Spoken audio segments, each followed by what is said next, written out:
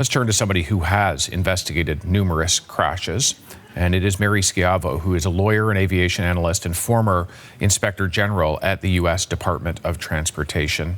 Mary, good day to you. Good day. A lot of people are fixating on the audio. It is what we have in hand right now. I'm sure you've heard it. What are your takeaways, but what also are your cautions around coming to instant conclusions here? Right. Well, the first takeaway is when you're coming into land, and I've been a pilot since before I was a lawyer, but when you're given clearance and you're on final to land on that runway, that aircraft who's given clearance and is coming into land on its final approach owns that runway. So that's first and foremost. But here what we have is we seem to have three people that needed to know what's going on, or actually four different entities, and we don't hear any coordination among them. So the tower, also known as local control, conducts the aircraft coming into land, and that gave the plane clearance to land. Then you have ground controllers that coordinate with everything on the ground. Where are the aircraft moving? What's the taxiway movement? The fire trucks. And remember, this emergency equipment is airport specific. It is trained and right there on the airport at the airports all across the country, and it's supposed to be trained to know all the runways, the approach patterns, the taxiways. So that's the second part of it. But what we don't hear is, were the ground controllers coordinating with the tower?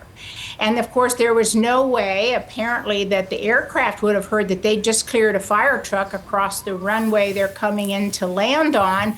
So there are three people communicating, but not with each other.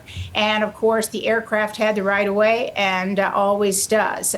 When landing. Takeaway from this is looking very eerily similar to the fatal crash in the United States in January of last year.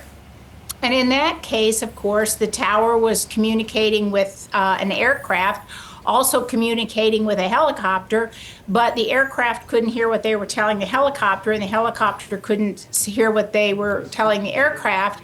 And obviously, air traffic control made a mistake, both tower and ground. And it was, and the FAA has already accepted responsibility, it was the government's fault. Here, it's early to tell. But we hear clearly a communication that put a fire truck on a runway when, by Federal Aviation regulations, that aircraft owned the runway. Mary, I got to ask you, because the incident to which you refer over the Potomac River in Washington killed everyone on that plane just shortly before that aircraft landed. We have an incident today under which the two pilots have been killed, a number of the passengers injured, and some quite seriously. If it turns out that it is, as you say, this disconnect of communication, lessons that perhaps ought to have been learned over the Potomac have potentially repeated themselves again. And I stress potentially. There's a lot we don't know here. That's right. But what is that lesson that ought to have been learned? The lesson is that the Federal Aviation Administration has been sort of underwater, if you will. They have been behind the eight ball for a number of years. This isn't something that just happened. Literally decades ago, we were planning for a new air traffic control system, which would make any kind of collision, ground or air, a thing of the past. We have that capability in terms of IT capabilities and equipment. That exists right now, but we have never finished in the United States building out this next generation air traffic control system. And the problem is we have a mishmash of systems. We don't have all of the good ground separation that we could have electronically, and we don't have controllers and other people in the FAA that are trained to coordinate. And that came out at the hearing of the DCA crash. The FAA had not staffed key positions, including people that would help different entities communicate with each other, interface, if you will. And they hadn't even reviewed the routes, the workloads, and all that for years. And some of the positions that did that were empty. They hadn't been filled. So the FAA has not really been performing at peak performance. And yes, there is a staffing shortage, but that is unacceptable when you have separations of seconds between aircraft, you know, a few hundred feet. And just a decade or so ago, they decreased that separation to get more traffic in the system.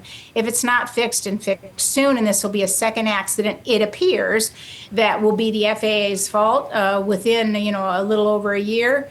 Something has to give, or the amount of traffic has to be reduced at key airports. Which, of course, the airlines don't want. It's key to how they make their living.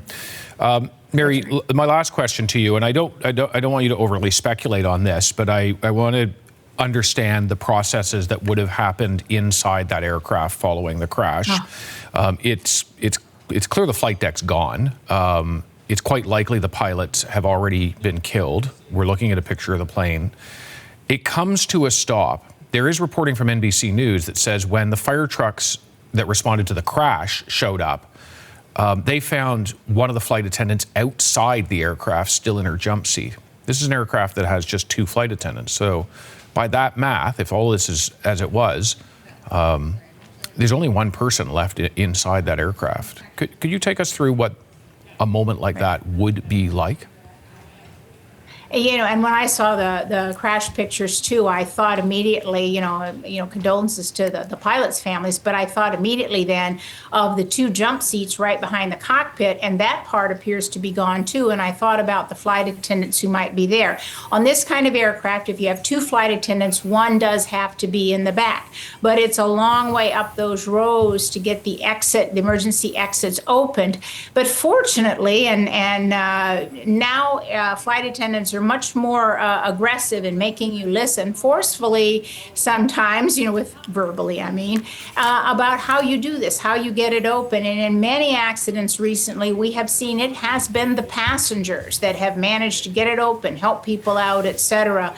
There was the flight a little over a year ago coming from Minneapolis to Toronto Pearson, and it crashed in Minneapolis, and the passengers in the plane ended up upside down, and the passengers, you know, worked really hard, and I think there was one flight attendant still inside and worked very hard to get people out. But listening to those emergency instructions is very important. And when I was Inspector General, for example, I got to go to the Civil Aero Medical Center owned by the FAA in Oklahoma City, and got to actually lift those doors and try to get them open. And it's harder than it looks, but anyone can do it if you have to do it and you're strong enough. You need some upper body strength, but it's the fact that passengers are able to do that and help get people out that really does help save lives and not stop to get their bags. Very good point, and yet often ignored when we talk about incidents like this. All right, Mary Schiavo, thank you very much. Thank you.